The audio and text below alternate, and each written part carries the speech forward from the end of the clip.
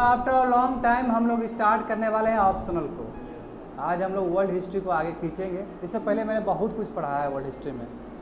सबसे पहले देखेंगे हम लोग एज़ यूजुअल जैसे हम लोग देखते थे वर्ल्ड हिस्ट्री का जो भी रिलेटेड पार्ट है सिलेबस की ओर से डैट कवर्ड बाय हमने क्या क्या कवर किया 16 देख सकते हो। Enlightenment and modern ideas, yes we have covered it. हमने मेजर आइडियाज़ देखा इनलाइटमेंट का क्या क्या है। उसमें बड़े बड़े जो फिलोसोफर थे, सोशल रिफॉर्मर थे, चाहे इमैनुअल कांत का बात हो, रूसो साहब का बात हो, उस तरफ। फिर उसके बाद सेकंड पार्ट क्या है, किस तरह इनलाइटमेंट कॉलोनीज में फैला हुआ है, कैसे गया रसिया में ये सब। अब पूरा इटली को पूरा कवर किया है ये। Are getting me? Socialist idea Marx तक क्या हुआ उसके बारे में जानेंगे आने वाले समय में। उसके बाद 17 नंबर देखो, 17 नंबर से रिलेटेड है हम लोग का। अब काफ़ी कुछ जाने हैं इसके बारे में कि मॉडर्न पॉलिटिक्स जो देखते हो। आज भी सुबह क्लास में जब बता रहे थे तो इस बात का जिक्र किए थे कि नेशनलिज्म ये कहाँ से आया, राष्ट्रवाद शब्द आया कहाँ से है। ये मॉडर्न पॉलिटिक्स से आया है, जो कि यूरोप का हैपनिंग्स है। हम तो यूरोप पे ही कंसंट्रेट कर रहे हैं अपना डिस्कशन, है ना। उसमें हमने यूरोपियन स्टेट सिस्टम जाने। हमने देखा है कि 1830 में क्या हुआ है कंट्री में। हमने 1848 का भी विद्रोह देखा है और उसका असर क्या पड़ा पूरा वर्ल्ड पे, है ना। फ्रांस से कैसे दूसरे जगह पे गया है message, we saw everything. American revolution देखा, कॉन्स्टिट्यूशन देखा, इसके बारे में देखा, अध्याय किए हम लोग, है ना। फ्रेंच रिवोल्यूशन और आफ्टरमाथ इसके बारे में भी बहुत ज़्यादा लंबा विश्लेषण हुआ है। American civil war with reference to Abraham Lincoln, बताओ इसी वजह से 17वीं सेंचुरी का हम खींच रहे थे तो बता रहे थे स्लेवरी का क्या स्थिति था एथिक्स पेपर में, करेक्ट। ब्रिटिश डेमोक्रेटिक पॉलिटिक्स ये जानने वाली बात है, बाद में जानेंगे इस चीज़ के बारे में।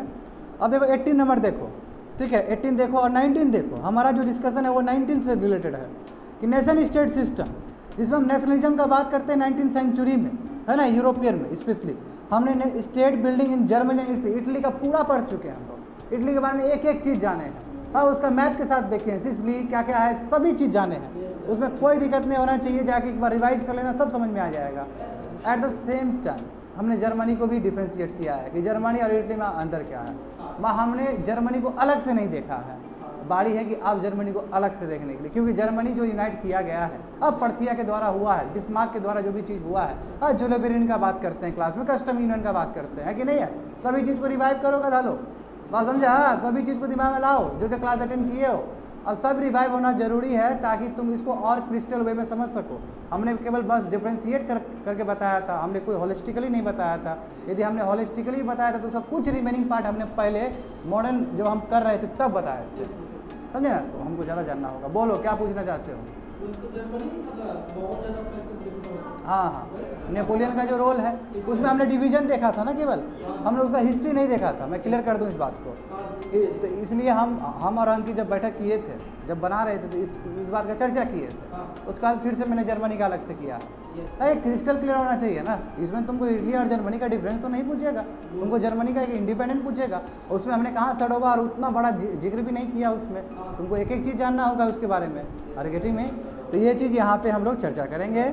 बस अब आगे नहीं करना है सिलेबस, बस सिलेबस यहीं से खींचते हुए आगे बढ़ना है। देख रहे हो, फिर से रिदम ला रहे हैं। देखो आगे तुम लोग को चर्चा लोग, देखो यहाँ बैठो, यहाँ देखो मेकिंग ऑफ जर्मनी। जर्मनी में बाबू जो रोल रहा है देख लो, ओटो बोन बिस्मार्क का देखो बहुत बड़ा। ये पर्शियन चांसलर थे पहले, ये पर्सिया ने क्या किया पूरी तरीके से वो सबको एक साथ किया है। और इसमें देखो, इसमें अच्छी बात ये है कि इस नोट्स में अच्छा बात ये रहेगा कि तुम लोग को पता चलेगा कि जर्मनी का कैसा हिस्सा रहा है, जर्मनी का डिसइंटीग्रेटेड पार्ट किस तरह रहा, उसको इंटीग्रेट करने के लिए क्या क्या प्रयास किए गए हैं। बात समझे ना। हम मैप वाइज उसमें इटली देखो, इटली में कितना बढ़िया से सिसिली सब देखे कि नहीं देखे, बढ़िया से एक एक चीज़ को देखे हैं बढ़िया से। तो देखो यही बोला जा रहा है। बस ये मैप में तुमको मैप इसलिए बताया गया कि देखो पर्शियन किंग जो विलियम वन थे वो अपने आप को जर्मनी का एम्पायर कहते थे। अब क्यों कहते थे, क्या हो, इसके बारे में जो भी है एसोसिएटेड फैक्ट वो हम लोग पढ़ लेंगे इसमें। इसलिए चेहरा देख लो उनका, तुम लोग से जो मिलता जुलता है, ठीक है। जर्मन यूनिफिकेशन में जो बिस्मार्क का रोल रहा है, पर्शियन चांसलर थे। पर्शियन चांसलर से कैसे पूरा कंट्री को एक किए हैं, वो भी अपने आप में बड़ी बात है ना। देख लो इनका भी जिक्र आएगा, जॉर्ज विलियम फ्रेडरिक हेगल, इनके बारे में जिक्र होगा। फोटो देख लो बस, ताकि याद रहे कि हाँ भाई हमको कोई देख रहा था, ठीक है। देखिए आगे देख लो, बहुत ही अच्छा मैप आया है। देखो यहाँ पे तुमको हम बार बार रेफरेंस ले जाएंगे वहाँ पे, तो बस अभी के लिए फ़िलहाल के लिए सोचो कि पर्सिया कहाँ पे। देखो जल्दी से फटाफट पर्सिया दिखा, पर्सिया देखो, पर्सिया इस तरफ भी है उस तरफ भी है। बेल्जियम के बगल में भी पर्सिया है, दिख रहा है तुम लोग को मैप में, और पर्सिया तुम्हारा रसिया के बगल में भी है, यानी कि पर्सिया दो अलग जगह है, ठीक है। अब ये पर्सिया दो अलग जगह होने के बाद कैसे इंटीग्रेट किया है कंट्री को, देखो वहाँ पे बोल दिया किंगडम ऑफ पर्सिया, देखो मैप में दिया गया कि नहीं दिया, यहाँ पूरा ध्यान देगा, वहाँ पे एक एक ध्यान देगा। उसके बाद देखो पर्सिया ने 1866 में किस तरह एनेक्स किया है, देखो कौन कौन एनेक्स किया है, देखो ऊपर देखो हैंगओवर है, तुम्हारा हैम्सबर्ग है, होल्स्टियन है ना, ऊपर वाला जगह वो ऑक्युपाई किया है पर्सिया ने, कब 1866 में। नॉर्थ जर्मन कन्फेडरेशन जो एक समूह बन के आया था, ये भी कलर देख लो ऊपर में दिख गया तुमको, सेक्सोनी भी है कि नहीं है वहाँ पे, उसमें तुम्हारा तुंगियन स्टेट्स भी आ गया है सब साथ में। नीचे देख लो जर्मन एम्पायर में 1871 में जो सब मिल के आया था, नीचे देख लो साउदर्न स्टेट, और जर्मनी ने जो एनेक्स किया था वो भी देख लो, ये अल्साई का लोरेन, याद करो अल्साई का लोरेन का बहुत लंबा कहानी भी बताए हैं तुम लोग को, ये ठीक से याद है तो समझ में आया ये चीज़। ये मैप फिर से रिपीट होगा, डोंट वरी, जब हम पढ़ा रहे होंगे फिर से तो फिर से मैप को रिविजिट करेंगे, अभी बस समझने के लिए कि हाँ भाई जर्मनी भी कोई चीज़ होता है, हाँ पर्सिया कुछ चीज़ था, हाँ 1866 में कुछ हुआ था ऐसा, हाँ भाई 1871 में जर्मन एम्पायर से ज्वाइन हुआ था, ये सब समझने के लिए है। समझ में आया कुछ नहीं आया, वेरी गुड, आगे बढ़ो। देखो ये मैप बहुत अच्छा है, बहुत ही ज़्यादा अच्छा मैप है। देखो कैसे, पर्शियन टेरिटोरी देख लो, जैसे कि उस समय पता पर्शियन टेरिटोरी जो तुम्हारा इस तरह का जो तुम्हारा दिया गया है ना, इस तरह का जो लाइन है कर्सिव लाइन है, देखो वहाँ पे पर्शियन टेरिटोरी है ये। अदर नॉर्दर्न जर्मन स्टेट से जो ऊपर का देख लो, ऊपर का दिख गया तुमको, स्क्वेविन और तुम्हारा मैक्लेंसबर्ग, ये वाला पार्ट हो गया, ये सभी तुम्हारा क्या है नॉर्दर्न जर्मन स्टेट्स। नीचे देखोगे तो साउथ जर्मन स्टेट नीचे दिख लिया, बावेरिया और रूट करके दिख गया तुम लोग को border of northern German confederation, जो बॉर्डर है देखो, बॉर्डर है कि नहीं है तुम्हारा, जो ब्लू कलर का बॉर्डर है कि ऊपर अलग अलग है, दोनों अलग अलग जगह है ये। और उसका boundary of German empire, German empire का बाउंड्री देख लो, उधर रसिया से भी सटा हुआ है। समझ में आया, इसी को तो हम एक करने की बात करते हैं, इसी को एक बनाने की बात करते हैं, क्यों? क्योंकि भाई सब अलग अलग जगह है, सब अलग अलग हाथ में है। तो पर्शिया में यानी कि जो हमारे जो बिस्मार्क हो गए, बिस्मार्क क्या कोशिश करेंगे, ये इसी चीज़ को इंटीग्रेट करें। जैसे हम हमारे भारत को इंटीग्रेट किया गया कि नहीं किया गया, बीच में कुछ अलग अलग था, यस वी इंटीग्रेटेड, है ना, सरदार वल्लभ भाई पटेल ने इंटीग्रेट किया कि नहीं किया, यस। अब देखो आगे देख लो, तो यही चीज़ है, देखो यहाँ पे भी पर्शियन टेरिटोरी दिखाया गया, अदर जर्मन स्टेट दिखाया गया एंड सो ऑन। तो बात समझे हो गया, ऊपर बता दिए। अब मैं तुमको वही बताने वाला हूँ कि जो मैं पहले क्लास कवर कर चुका हूँ, करेक्ट। तो स्पीड ऑफ लाइट की तरह उड़ाऊंगा मैं इस चीज़ को, इसमें कोई डाउट नहीं होना चाहिए। पढ़ाए बच्चा लोग तो भेजे थे, एक बार देखे हो तुम लोग, बोले तो नहीं थे देखने के लिए, अपना बुद्धि होना चाहिए था, तुमको नहीं कुछ बोल सकते हो। अंकित इसमें बाजी मार लिया क्या तुम? चलो ठीक है, पूछेंगे क्वेश्चन तब, बाजी मारा है तो क्या क्या पढ़ेंगे। देखो यूनिफिकेशन ऑफ जर्मनी का यूनिफिकेशन, ठीक है, क्या क्या फैक्टर्स रहा है जान चुके हैं। इकोनॉमिक यूनिफिकेशन होने की वजह से तुम्हारा पॉलिटिकल यूनिफिकेशन हुआ, क्योंकि जोलोबिडिन का बात होगा यहाँ पे, जो यूनियन है वही फॉर्म किया है, क्योंकि पर्शिया को जो लीड कर रहा है वही जोलोबिन से, थर्ड सेकंड से मिलता हुआ जोलोबिन है। बिस्मार्क का क्या रोल रहा है, Bismarck accomplish the task of unity by policy of blood and iron. बताओ, ब्लड और आयरन दोनों का पॉलिसी करके कर रहा है जी, ये मजाक दीजिएगा। ब्लड और आयरन यानी कि करना है, किसी तरह करना है भाई, जो भी हो जाए, मरे आदमी कोई मतलब नहीं, हमको कर देंगे। तो यही तो होता है बाबू, यही कन्विक्शन है, करेज ऑफ कन्विक्शन बोलते हैं। देख लेंगे जो होगा देखा जाएगा। अब बहुत चालाक भी है, पता भी है कि कॉमन मतलब एनिमी है, कैसे उसको हर एक वार में उसको इंगेज करना है। इटली का चल रहा है तो इटली का इसका बेनिफिट उठाता है, ये जान ही रहा है तो ये भी चीज़ फिर से भी जान लोगे, ठीक है। Diplomatic and strategic role Bismarck का क्या रोल रहा है ना। बिस्मार्क का हमेशा कंपेयर किया जाता है कैवियोर से, उस तरफ नीचे इटली से, मैं बिस्मार्क कुछ एक स्टेप आगे था सबसे। इतना कोई चलाक बाबू, इतना कोई चलाक एम्बेसडर नहीं हुआ है, इतना कोई चलाक आर्किटेक्ट नहीं हुआ अभी तक धरती पे, कि इतना ज़्यादा फ्रेजाइल कंडीशन में भी कंट्री को एक कर दिया। इसलिए बाबू इतिहास गवाह है ऐसे लोग को, इसलिए हम कंपेयर करते हैं सरदार वल्लभ पटेल से। हाँ सही बात है, क्योंकि पटेल जी बहुत बात के हैं, तो हम बिस्मार्क से कंपेयर कर सकते हैं, कोई दिक्कत नहीं है। बिस्मार्क क्या ग्रेट अपॉर्चुनिस्ट थे, ठीक है, और रियल पॉलिटिक्स में बिलीव करते थे। यस, मैंने पहले भी खींचा है इस चीज़ के बारे में। और क्या क्या प्रोसेस और स्टेजेस रहा, यही हम लोग पढ़ने वाले हैं आज की क्लास में, ठीक है। आज की क्लास में यदि आगे बढ़ता है तो यस हम लोग खींच देंगे आज की क्लास को आगे। देखो पहले समझ लो ये इधर क्या स्थिति रहा है। देखो यहाँ पे 300 स्टेट में जर्मनी था, नेपोलियन क्या किया, नेपोलियन आके उसको 39 स्टेट्स में बना दिया। राइन कन्फेडरेशन बोलते हैं उसको, राइन कन्फेडरेशन, समझ रहा है ना, RHINE, राइन कन्फेडरेशन। तो अब पहले का भी चीज़ याद करो तुम लोग, ठीक है। अब देखो इसमें क्या हुआ, जर्मनी फुल फ्रेगमेंटेड, पूरा कटा हुआ है, टूटा हुआ है, बिखरा हुआ है। बात समझा? नेपोलियन से आने से पहले, मगर जब नेपोलियन आए तो 300 स्टेट क्या किए, 29 स्टेट्स में बना दिए।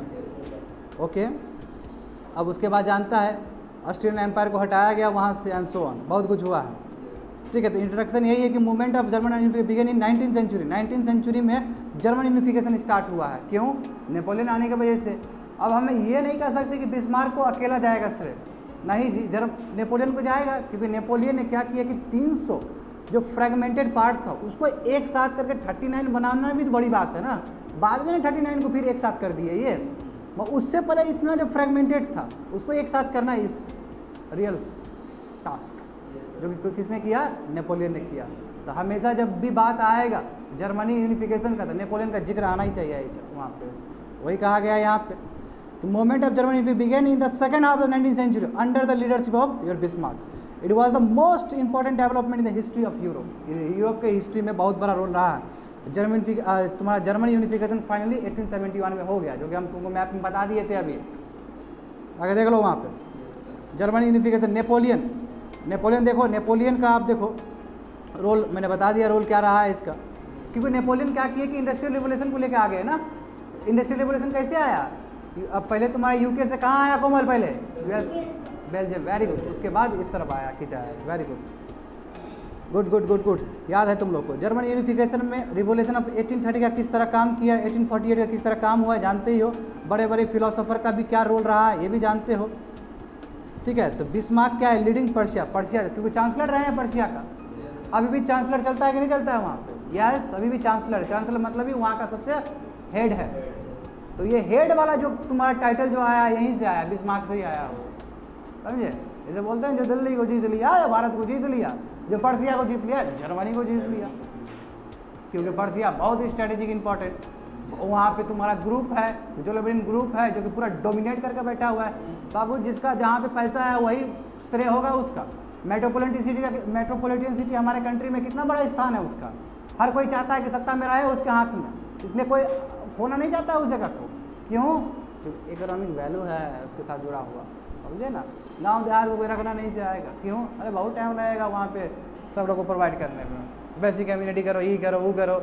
अब दिल्ली तुम्हारा पहले से इतना बड़ा वो है, समझ रहे हैं ना बात को, इस चीज़ का ध्यान रखना है। तो पर्शिया उसमें एक था, पर्शिया लीड कर रहा था पूरी तरीके से। लग तो रहा है बाबू पर्शिया हम ही थे।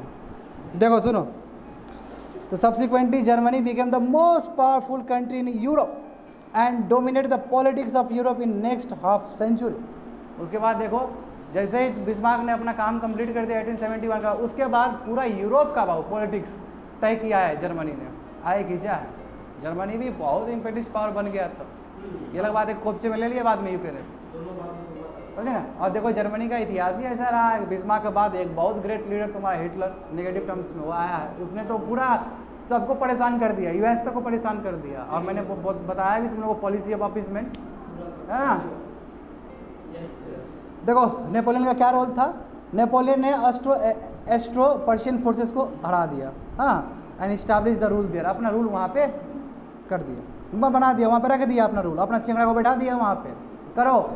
सबसे बड़ा दिक्कत तो नेपोलियन का यही था, बड़ा बड़ा बात कर रहा था कि फ्री होना चाहिए सबको, मतलब मिलना चाहिए, न्याय मिलना चाहिए। और जब बारी आया जीतने का तो जीत के अपना ही बैठा दिया गया वहाँ पर, नेपोटिज्म, फुल नेपोटिज्म, फेवरेटिज्म। तो यही तो लोग को लगा कि कहा जी क्या है, आया था बोलने के लिए आज़ादी देंगे, और झुंझुना बजा कर रख दिया, विद्रोह कर दिया। वही चीज़ समझ में आ रहा है, कुछ नहीं आएगा तुमको समझ में अभी। देख रहा है confidence. The king of Austria and holy empire was dissolve. Austria, क्योंकि ऑस्ट्रिया का पूरा एम्पायर था, खत्म हो गया वो। मैं जानता है तुम लोग क्या क्या नहीं हुआ, उससे पहले बहुत कुछ मैटेनिक सिस्टम हुआ था कि नहीं हुआ था। मैटेनिक सिस्टम में फिर ऑस्ट्रिया, है ना, मैटेनिक कोशिश कर रहा था ना पूरा ऑस्ट्रिया, पूरा यूरोप का हम पॉलिटिक्स सेव करें। ये मेडिवल इंडिया, मेडिवल फ्रांस को खींचने का प्रयास था, यानी कि मॉडर्न जो फ्रांस जो 1789 के बाद एक नया फ्रांस का उदय हुआ, उसको फिर खींच के पीछे भेज दिया। अब वो जो खींच के भेजोगे उसका असर पूरा यूरोप पे रहेगा, क्योंकि जब फ्रांस छींकता है तो बुखार दूसरे कंट्री को लगता है। याद आया सब कुछ, पूरा यूरोप को लगता है। जब फ्रांस बाबू सीखेगा ना तो सब कोविड-19 हो जाएगा सबको। अभी कॉन्टेक्ट में समझो, तो तुम फ्रांस को खींचने सीखने मत दो। देखो अब क्या बोल रहे हैं यहाँ पे, more than 300 states were amalgamated to form 39 states. सही बात है ना, 29 स्टेट्स की 39 स्टेट्स। हाँ हाँ ठीक ठीक ठीक है। अरे आ जाएगा, उसमें तुम्हारा चेक हो जाएगा फैक्ट्स एंड फिगर्स में, आज का वो जो बुक का आएगा ना उसमें चेक हो जाएगा, डोंट वरी फॉर दैट। अब देखो तो हमने क्या बोला कि राइन कन्फेडरेशन बना दिया आफ्टर एक्वायरिंग, और वहाँ पे बहुत सारे रिफॉर्म्स ला दिया। जानते हो नेपोलियनिक कोड का रिफॉर्म्स था, कब का था कोमल? 1804 का। तो बी क्विक, ठीक है। Establish free trade movement, free trade movement है, बात समझे ना, मीन्स ऑफ कम्युनिकेशन है। नेपोलियन का इसके वजह से, यानी कि ये स्टेज वजह से spread of ideas of French revolution, क्योंकि फ्रांस के रेवोल्यूशन से वो तो चाइल्ड है ना, फ्रेंच रेवोल्यूशन का चाइल्ड है नेपोलियन, वहीं से जन्म हुआ है नेपोलियन का, है ना। बिल्कुल रेन ऑफ टेरर की बात कर, वेरी स्पिरिज्म का हुआ ना, and so on, Germany unify हो गया। फिलोसोफर का अपना ही बहुत बड़ा रोल। अभी जो ऊपर फोटो दिखा दिए थे तुम लोग को, हेगल साहब यही थे। देखो 18th सेंचुरी में बहुत सारे फिलोसोफर स्कॉलर्स आए जो जर्मनी को एम्पावर करने का प्रयास किए। जैसे कि देखो आज भी हम लोग मॉडर्न इंडिया पढ़े तो बताए थे कि नहीं बताए थे, ईश्वर चंद्र विद्यासागर, आर के दत्त मित्रा, क्या क्या नहीं बताया कि नहीं बताया आज क्लास। अरविंदो घोष के बारे में बोले कि नहीं बोले आज, सब तो वही काम किए हैं।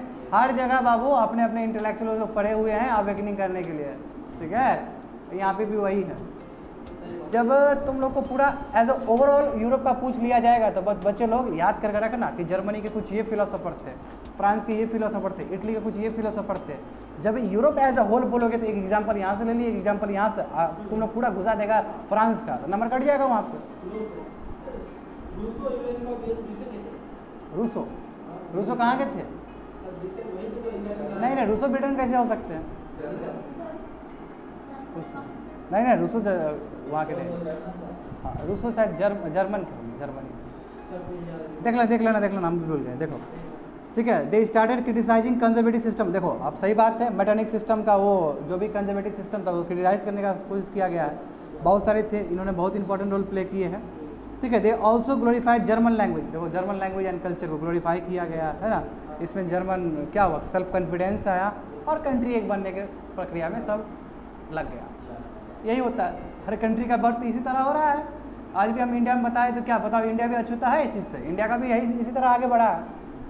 पहले आपको सेल्फ प्राइड देना होगा लोगों को, ऐसे नहीं मिलता है। सेल्फ प्राइड दे के सबको एकत्रित करना बहुत ज़रूरी है, बात समझे ना। जैसे आज तुम लोग एकत्रित हुआ है कि नहीं हुआ वहाँ पे, इसे क्या हुआ है, बस तुम लोग का कॉमन चीज़ क्या है, बनेंगे, सर्व करेंगे कंट्री को। यस इसी के लिए ना बाबू इतना पानी में बीच के आया है तुम लोग। देखो they intensify the nationalism feeling among the masses.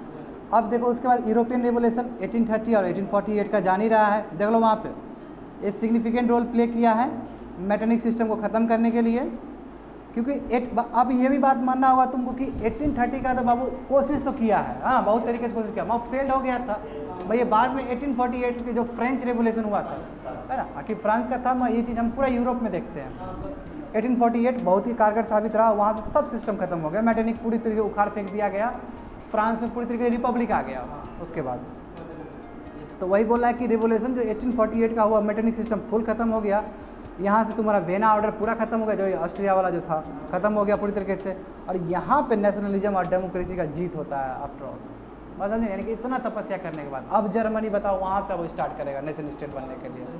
क्यों? क्योंकि अब ऑस्ट्रिया का ख़त्म हो गया है, अब जर्मनी अपने जो स्टेट में जो है आस्ते आस्ते रिवाइव करेगा, 1871 में जाकर फाइनली वो हो जाएगा। समझे बात को? क्यों? क्योंकि अभी भी दबदबा है इधर कंट्रीज से, है ना। बैटल ऑफ सडोवा जो भी जानते हो, सब में तो देखा ही हमने किस तरह स्ट्रेटेजी से हटाया गया वहाँ से उसको। तो देख लो यहाँ पे कि नेशनलिज्म का जीत होना, डेमोक्रेसी का जीत होना, और कॉन्स्टिट्यूशनल रूल और लिबर्टी को अप्रूव करना उसके बाद। अब देखो जोलोब्रिन का रोल बहुत ज़्यादा था, इकोनॉमिक यूनिफिकेशन हुआ है ना। अब देखो ये कस्टम यूनियन है, जैसे मैंने कस्टम यूनियन बताया क्या कि ग्रुप, एक कह सकते हो कस्टम यूनियन मतलब क्या ये बिजनेस ग्रुप है, एक ग्रुप है, समझे ना, एक ग्रुप है जो कस्टम मतलब क्या कि हम दूसरे से ट्रेड करेंगे तो उसी हिसाब से करेंगे, मेरा कॉमन चीज़ है ये। जैसे हम बोलते हैं ना यूरोपियन यूनियन भी एक कस्टम यूनियन है, यानी कि देखो कस्टम यूनियन का मतलब क्या समझो गदा लोग यहाँ पे, कस्टम यूनियन का मतलब क्या कि मान लो कि यूरोपियन यूनियन है, हाँ 20 पहले 29 स्टेट था ना जी, अब 28 स्टेट है, यूके निकल गया वहाँ से, अब कस्टम यूनियन फॉर्म होने का मतलब है कि अब वो देखो जापान से कोई सौदा करेगा, मान लो कि स्विट्जरलैंड करता है तो वही लगेगा ड्यूटी, यदि मान लो कि स्पेन करता है तो वही ड्यूटी लगेगा। That is a custom union, यानी कि एक ग्रुप ऑफ है और जो किसी तरह व्यापार कर रहा है बाकी किसी भी आदमी से, तो जो तुम्हारा टैरिफ है सेम लगेगा। That is a custom union, समझे, उसको कस्टम यूनियन कहा जाता है। तो देखो कस्टम यूनियन तुम्हारा देख लो यहाँ पे ध्यान दो, 1819 में तुम्हारा इस्टेब्लिश किया गया है, ठीक है। Prussia was the most important member of Zollverein. अब पर्सिया जो था तुम्हारा जो स्टेट था, पर्सिया सबसे इंपॉर्टेंट मेंबर था, उसमें ज़्यादा दबदबा था। क्यों? अरे बहुत इंपॉर्टेंट सिटी था, वो जगह था, इंपॉर्टेंट था। अब देखो ये क्या सही सी बात है कि कस्टम यूनियन है, ट्रेड का एसोसिएशन है, तो फ्री ट्रेड का ही बात करेगा। अभी कोई ग्लोबलाइजेशन का ही बात करेगा। यदि ट्रेड को आगे बढ़ाना है तो फ्री ट्रेड का ही बात होता है। यदि हम ट्रेड को बोले कि हम रोक देंगे तो फिर रिस्ट्रिक्शन करेंगे तो ट्रेड कैसे बढ़ेगा आगे? नहीं बढ़ सकता है कभी भी। इसलिए क्या किया गया यहाँ पे कि यहाँ फ्री ट्रेड का बात करता था, और जो भी तुम्हारा ट्रेड बैरियर्स है, कोई भी चीज़ है वो सब खत्म कर दो उसको, और यूनिफॉर्म टैरिफ सिस्टम होना चाहिए सबके लिए बराबर, कोई तरह का हैजल्स ना हो। फ्री ट्रेड, हाँ बिल्कुल, अभी यूरोपियन यूनियन में है, बिल्कुल फ्री ट्रेड होना चाहिए, ठीक है, without paying taxes on their goods. अब देखो Austria did not understand the, Austria कभी इंपॉर्टेंस समझा ही नहीं पर्सिया इसका, जोलोबेरिन का। किसी को पता नहीं था कि जर्मनी यूनिफिकेशन में जोलोबेरिन का इतना बड़ा रोल हो सकता है, इसका ऑस्ट्रिया ने कभी नहीं समझा। And hence he was not the member of this, Austria कभी मेंबर नहीं बना जोलोबेरिन का। तो जो मेंबर बनेगा तो उसका क्लोज कोऑर्डिनेशन रहेगा, क्लोज कोऑर्डिनेशन रहेगा तो वही हेल्प करेगा जर्मनी को यूनिफाई करने में। तो because of the Zollverein economic development took place in Germany. Because ये कस्टम यूनियन का प्रेजेंस की वजह से क्या हुआ कि अरे बाबू जेब में पैसा नहीं होगा तो कैसे इतना बड़ा क्रांति आएगा, बिना पैसे का हो जाता है क्या? हाँ, स्वदेशी मूवमेंट में देख लो कितना पैसा मोबिलाइज करना पड़ा हमको, है ना।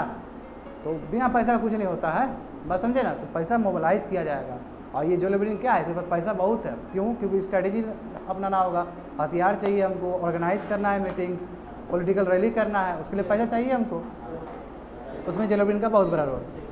अब देखो इसे क्या कि वही बात है, देखो क्यों इंपॉर्टेंट है, क्योंकि वाइबल मटेरियल प्रोवाइड किया, जो जो जरूरत है तुम्हारा एक कंट्री को यूनिफाई करने के लिए वो जोलोबेरिन प्रोवाइड करता है। Because of the Zollverein Prussia become very very powerful and she emerged as a leader of all German states.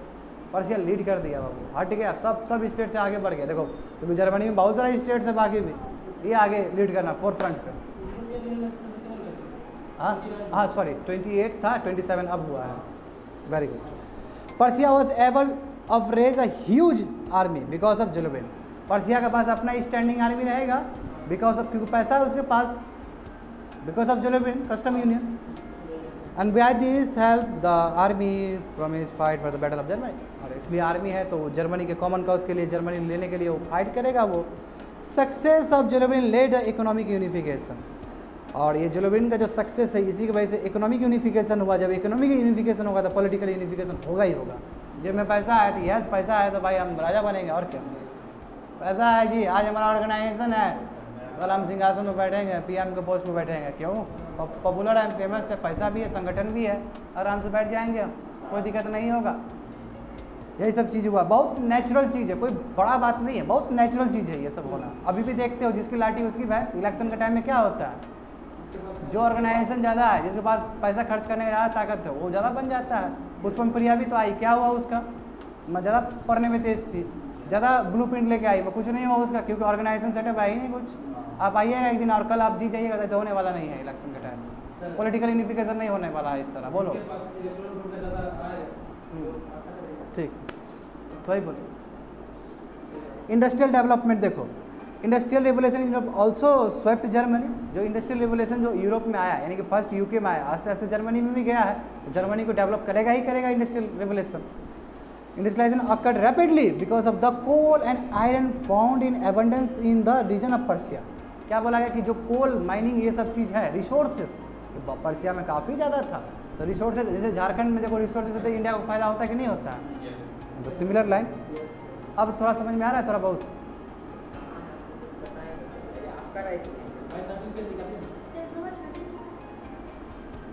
Persia was leading economic development and Germany name and industrial states of Europe by the end 1860 तक बाबू Germany बहुत अच्छा industrial state बन चुका था।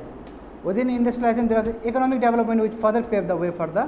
अब वही बात, industrialisation आने से और तुम्हारा इकोनॉमिक प्रोस्पेरिटी बढ़ा। जब ये प्रोस्पेरिटी बढ़ा, यही चाहिए था। उसके बाद बिस्मार्क का ये सब बाबू डॉक्टर हैंड राइटिंग में, ठीक है। रोल ऑफ बिस्मार्क, हाँ हाँ तो गंदा है, किसका लिखा हुआ पता है तुमको? कहाँ समझ में आएगा, विद्वान आदमी का समझ में आएगा तुमको? छोड़ो, ज़्यादा क्रिटिसाइज नहीं करना है टीचर को। देखो अरे ये बाबू ये सब लास्ट मिनट में लिखा गया चीज़ है, वहाँ पे पढ़ाने जाना है, आधा घंटा टाइम है, तो बाबू तो डॉक्टर हैंड राइटिंग में लिखेगा ना तुम, समझ रहे हैं ना? ये सब लास्ट टाइम में लिखा गया चीज़ है, जो हमको आता है 10 किताब से पढ़े लिख रहा हूँ वहाँ पे, है ना? सोचो कम से कम लिखे तो हैं, और उसी का अभी तक रोटी खा रहे हैं। देखो role of Bismarck, iron and blood policy. देखो Bismarck was appointed as Prussian chancellor by German king William I। ऊपर फोटो दिखा दिए थे ना, ऐसे करके बैठे हुए थे, है ना? और हमारे तरह दाढ़ी था उनका भी, तो हमसे ज़्यादा अच्छा था तो वही अपॉइंट किए थे कि यस आप करिए। अच्छा मगर बाद में देखो यही कब्जे में ले लिए पूरा जर्मनी को, है ना? After becoming the chancellor he carried out several military reforms and adopted the policy of blood and iron. जब ये चांसलर बने उसके बाद क्या किया, इन्होंने बहुत सारे रिफॉर्म्स लाया जर्मनी में, ठीक है। उसके बाद इन्होंने पॉलिसी ब्लड एंड आयरन का एडॉप्ट किया है। देखो ब्लड और आयरन का मीनिंग क्या है वो भी बताए थे। ब्लड का मतलब वायलेंस, सेक्रीफाइस, लेना है तो लेना है, मर जाओ, कुछ भी कर सकते हो, प्यार और कुछ भी हो सकता है, ठीक है। आयरन का मतलब क्या होता है, स्ट्रेंथ, ताकत। तो यानी कि देखो दोनों ही क्या पूरी तरीके से वायलेंट चीज़ दिखा रहा है, सेक्रीफाइस करके भी स्ट्रेंथ से क्या करना है, सप्रेस कर देना है अपोनेंट्स को। जो लिबरल्स है वो छोड़िए ना, 39 स्टेट्स रहने दीजिए ना, क्या दिक्कत है? नहीं एक करेंगे, बात है कंट्री का, बात है ना, छोड़ देंगे तो दिक्कत हो जाएगा, एक करना होगा किसी तरह। इस policy of militaristic policy and strongly believe that the certain issues cannot be resolved by the majority of votes and speeches in parliament। क्या बोला है कि बहुत सारा चीज़ हम पार्लियामेंट में बोली करके नहीं कर सकते हैं, हमको मिलिट्री मोबिलाइजेशन लगाना होगा, हमको फोर्सफुली लेना होगा, हम खाली बहसबाजी करके नहीं ले सकते, उसके लिए हमको एक्शन पे उतरना होगा। बात समझे? इसलिए इनको रियल पॉलिटिक कहा जाता है। For such complex issue a strong strategy is required. Strong strategy की आवश्यकता है, जो कि इन्होंने अपने एक्शन से प्रूव किया है। बिस्मार्क इनिशिएटेड मिलिट्री रिफॉर्म्स, है ना, और लिबरल्स के अगेंस्ट बाबू युद्ध शुरू कर दिए कि जो तथाकथित जो लिबरल्स बन रहा है सबको कब्जे में लो, सबको सुंघाओ और सबको भगाओ यहाँ से, कंट्री एक होना चाहिए। ये करना पड़ता है एट सर्टन टाइम्स। तुमको क्या करोगे, कंट्री का बात है ना, कंट्री का बात है तो बहुत सारे एथिकल लाइन को तुम पीछे ले लोगे, है ना, आप जल्दी बनाने का प्रयास करोगे। यू नेवर नो तुमको कुछ हो जाए उसके बाद कंट्री का क्या हालत हो, लेकिन तुमको जुनून है कंट्री में करना ही है। जब तक तुम जिंदा है तुम अपने आप पे भरोसा कर पा रहा है बस, और तुमको पता है कि इस लेवल का कोई आ ही नहीं सकता, क्योंकि तुमको वो पावर हो गया ना, मतलब तुम फील कर रहा है वो चीज़ कि यार हम कुछ नहीं करेंगे तो हमारा कंट्री बर्बाद हो जाएगा, हम करें तो करें क्या। अब उसके लिए तो बहुत पैसा वैसा कुछ नहीं है, उसके लिए तो एक नशा है, कंट्री को एक कर देंगे हमारा काम हो जाएगा, हम चल जाएंगे, बाकी लोग अपना जनरेशन संभाले उसको। तुम खुद सोचो, दीवानगी होता है ना कंट्री के लिए, लोग में गजब दीवानगी होता है। भगत सिंह का दीवानगी देखो, है ना, हो है, तुम लोग का भी है दीवानगी, अपने अपने स्टाइल में होता है, पढ़ लिख के भी दीवानगी आता है ना, है कि नहीं है। देखो Bismarck believe that in order to carry out German unification Persia should have a strong army. देखो क्योंकि पर्शिया से थे, इनको लगता था कि यदि जर्मन यूनिफिकेशन करना है तो पर्शिया के पास स्टैंडिंग आर्मी जो है बहुत स्ट्रॉन्ग होना चाहिए, बहुत ही मिलिट्री ओपन्स होना चाहिए, उसके पास नए नए हथियार होने चाहिए। William I was also the same opinion. जो विलियम उस समय के जो किंग थे उनका भी यही मानना था कि हाँ बात तो सही बोल रहे हैं बिस्मार्क, हाँ बिस्मार्क को फुल सपोर्ट किए थे। तो मिलिट्री रिफॉर्म्स हुए कैरिड आउट एट बिस्मार्क, ठीक है, ताकि मिलिट्री रिफॉर्म्स शुरू हो गया, ठीक है, बिस्मार्क ने आगे ले गया इस चीज़ को। Bismarck was a great opportunist, बहुत चालाक आदमी थे वो, ठीक है, और रियल पॉलिटिक्स में बिलीव करते थे, बहुत क्लेवर थे, फॉक्स की तरह, ब्रेव थे लायन की तरह। बात समझ रहे, बहुत चालाक चतुर आदमी। तुमसे बात कर रहा है, मैं एट द सेम टाइम सोच रहा है कैसे कब्जे में लेंगे इसको। तुम्हारा बस तुम्हारा जितना ज़रूरत है उतना ही बात होगा तुमसे। तुमको कंट्री बाबू, हमको कंट्री बनाना है, समझ रहा है। तुम आया हमारे दर पर, तुमको हेल्प कर देंगे, मैं तुमसे ज़्यादा हेल्प निकालेंगे हम किसी तरह, मतलब बहुत चतुर आदमी। वही कहा जा रहा था, he was a clever like fox, fox की तरह बहुत चालाक था, और ब्रेव था लायन की तरह, डरता ही नहीं था भाई ये। हाँ बालाजी विश्वनाथ भी बहुत थे। हाँ हाँ बिल्कुल बिल्कुल बिल्कुल, ऐसे हुए हैं इतिहास में, है ना। ही एडेड द तुम्हारा diplomatic and strategic policy, diplomatic policy भी है, बात विमर्श करके भी, और स्ट्रेटेजिक पॉलिसी है, कहाँ कहाँ किसको लेंगे हम, दोनों ही दोनों ही बात करके भी ले लेंगे और लड़ाई करके भी ले लेंगे, किसी तरह बनाना तो है जो बात है। और ये यूरोपियन पॉलिटिक्स से रियल अवेयर थे कि कौन क्या बोलता है, कौन खंजर मारता है पीछे से, सब जान रहा है बैठ के, और वो भी बस मौका के तलाश में है, कब करे, कोई बात नहीं, एक दिन में नहीं बनेगा, कोई बात नहीं, 15 साल लगेगा, 20 साल लगेगा, यस आई विल वेट, तब तक नहीं छोड़ेंगे जब तक हमको मिलेगा नहीं, और पूरा सत्ता में बैठा हुआ है एकदम पकड़ के, और तब तक लड़ा जब तक वो 1871 में पूरा यूनिफाई नहीं हुआ है।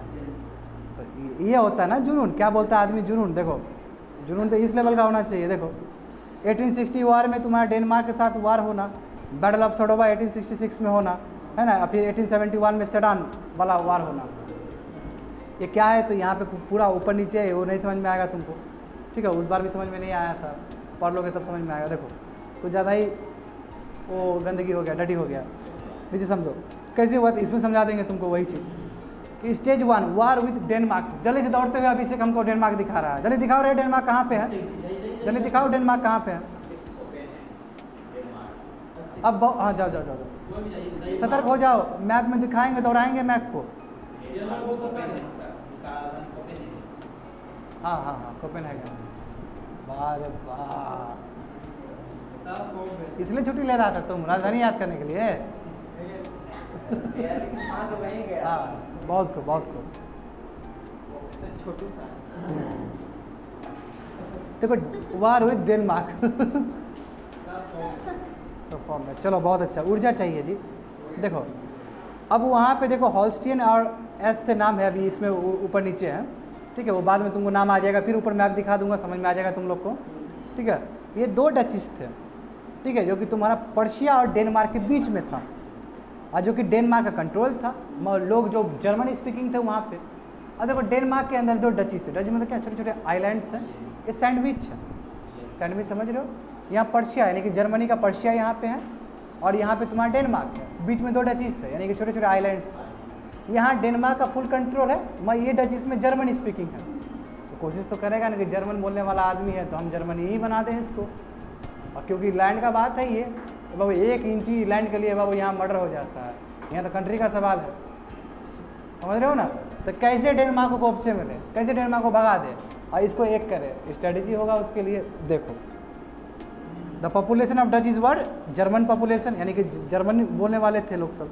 King of Denmark try to annex both the duchies in his kingdom, हर संभव प्रयास था कैसे ये डचीज को एक साथ कर ले, कंट्रोल तो हम ही कर रहे हैं, जर्मनी स्पीकिंग है, दिक्कत ये हो जाता है जैसे हमारा होता है कि नहीं होता है, जो तराई वाला रीजन है, पूरा बिहारी बोलने वाला आदमी है, पूरा मगही बोल रहा है बैठ के, ठीक है, नेपाल का पार्ट है वो, तो इंडिया हर समय प्रयास करेगा कि उसको अपने तरफ खींचे, इसलिए वहाँ का संविधान जब बनता है 2015 में, तो बहुत तरह का बात होता है, जान ही रहा है तुम लोग, है ना, तो होता है सॉफ्ट। अब देखो सिंपल सी बात है कि आज हम यहाँ पे ठेठी प्रांत वाला जगह पे है ना, ठेठी बोलने वाला, और हम दिल्ली में जाएंगे, दिल्ली में भी ठेठी बोलने वाला आदमी हमको मिलेगा, सब कन्नड़ तो होगा ही होगा कि भैया ठीक है ना, सब कुछ यही चीज़ होगा, एक लैंग्वेज डायरेक्ट कनेक्शन है कि नहीं है। देखो तो डेनमार्क ने कोशिश किया है इस डचीज को लेने का, since duchies has German population there was opposition against this move. जब डेनमार्क कोशिश कर रहा है कि उसको ले ले, अपने हाथ में रख ले, कंट्रोल तो कर रहा है, मैं आप चाह रहे हैं कि हम सोवेनिटी भी कंट्रोल कर दे पूरी तरीके से, अपोजिशन शुरू हो गया, ठीक है ना। Bismarck wanted this duchies because this duchies Prussia can be naval made naval power, क्यों, स्ट्रेटेजिकली इंपॉर्टेंट था ये डचीज, जैसे यूके का बहुत सारा स्ट्रेटेजिक है कि नहीं है, तो यहाँ पे यदि हम पर्शिया को यदि मिल जाता ये डचीज, समझ रहा है, बड़ा नेवल पावर बन सकता था, बड़ा इंफ्रास्ट्रक्चर वहाँ पे क्रिएट किया जा सकता था, और जब वहाँ क्रिएट होता तो हेल्प होगा उसको मोबिलाइज करने में, जर्मनी को और बनाने में, तो एट एनी कॉस्ट ये डचीज लेके रहेंगे हम, बिस्मार्क का सोच था ऐसा। अब बिस्मार्क ने क्या किया इसके लिए, देखो therefore Persia together with Austria, बोला ऑस्ट्रिया के साथ, आइए गुरुजी साथ दीजिए हमारा, मिल के डेनमार्क को अटैक किया 1864 में और कैप्चर कर लिया डचीज को और रख लिया अपने अंदर, और डेनमार्क को दिया प्रबोलन कि हम देंगे कुछ आपको, क्या टेंशन लेते हो। ये हो गया। तो यानी कि हमने डेनमार्क के साथ लड़ाई करके हमने दो डचीज जो इम्पोर्टेंट था, हम नेवल पावर बनना चाहते थे, उसको हमने रख लिया। एक प्रोसेस कंप्लीट। दूसरा देखो, Austro Prussian war, battle of Sadowa, इसको बोलते क्या बोलते हैं, battle of Sadowa. Very very important battle.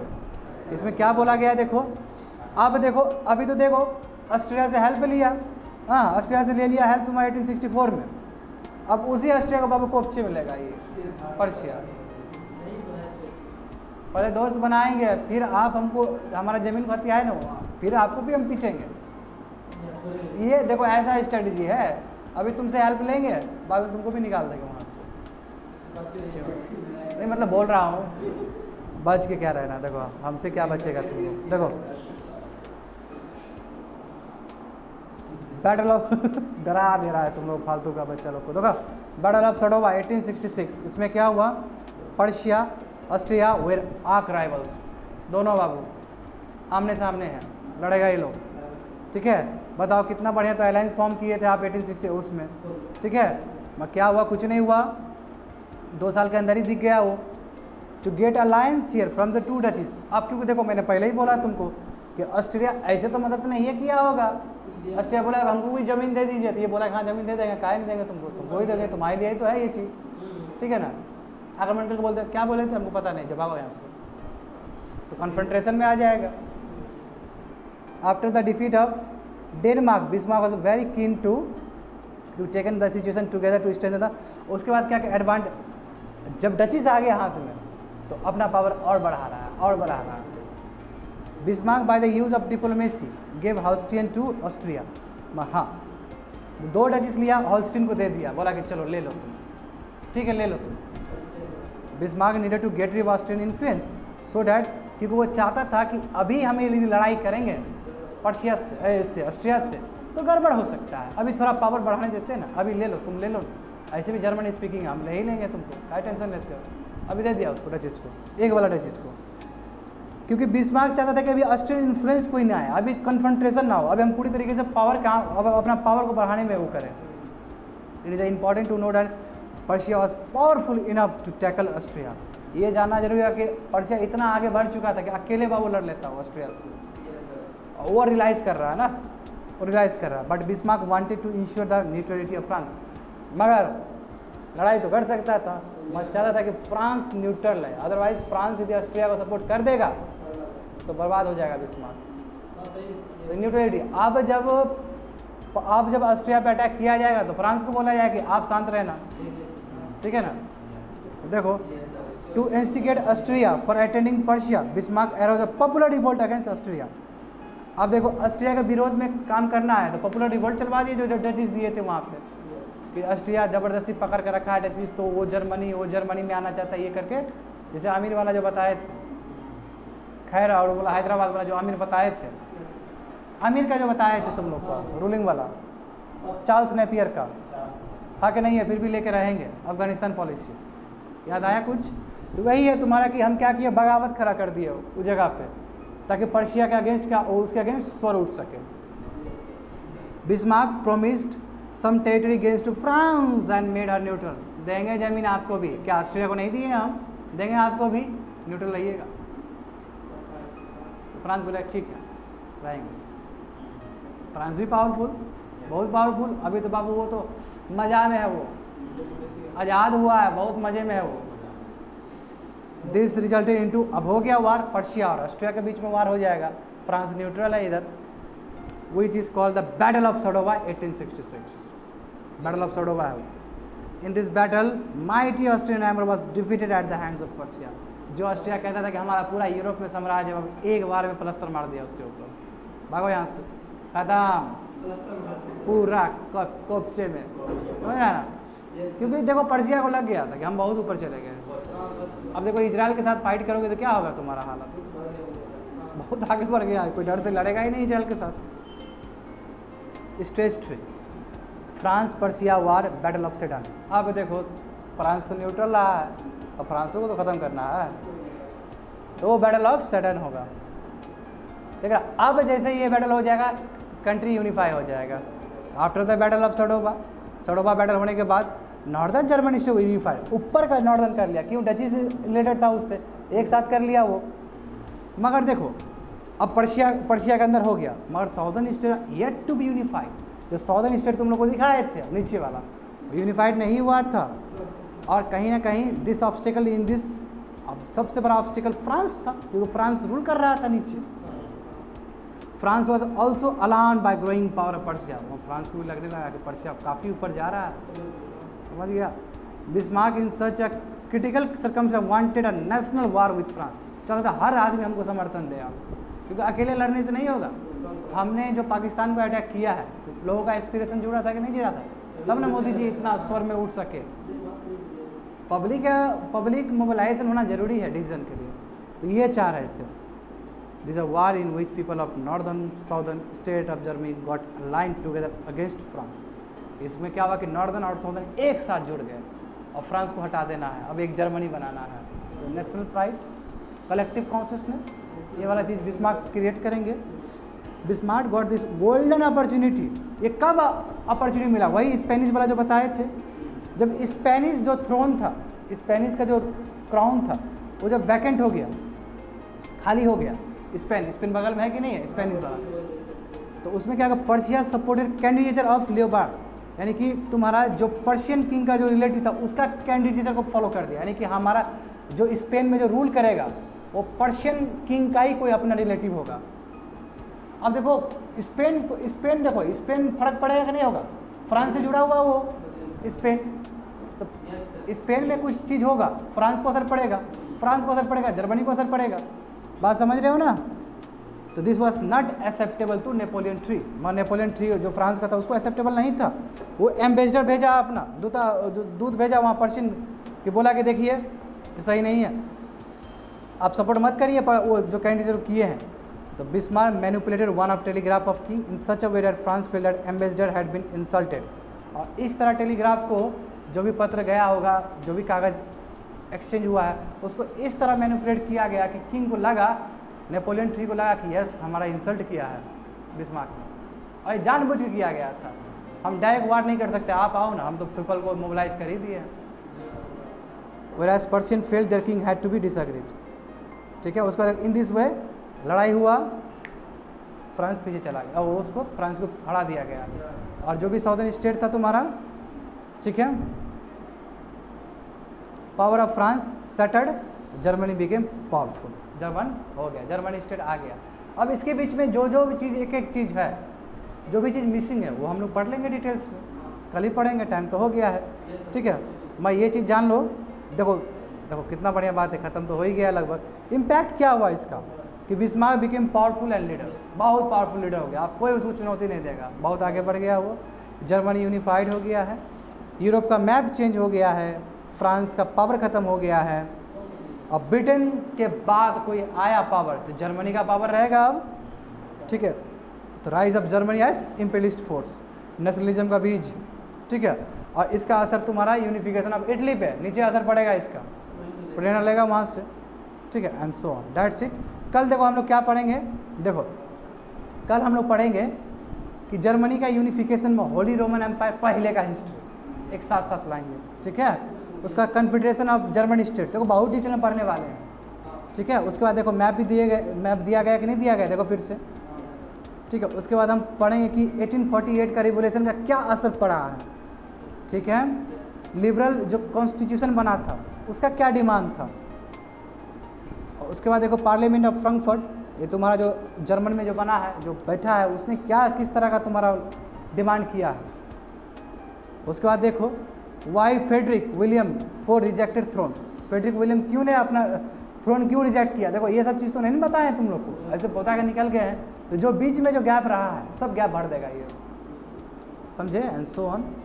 जुलेबिन का देखो बहुत अच्छे से दिया गया है, जुलेबिन एक्चुअल में क्या था उसके बारे में ग्रेट डिटेल, बहुत अच्छे से डिटेल में दिया गया है, क्यों इतना इंपॉर्टेंट रोल प्ले किया पर्शिया को आगे बढ़ाने में। बिस्मार्क का ये तुम्हारा policy of blood and iron जो आज बात किए हैं उसके बारे में भी कल चर्चा होगा। और उसमें देखो इसमें कैवियर और बिस्मार्क का डिफरेंस भी बताएंगे, फॉरेन पॉलिसी ऑफ बिस्मार्क का बात करेंगे, है ना, एंड सो ऑन। बहुत सारा चीज़ हम लोग करने वाले हैं कल। ठीक है, that's it for today's class.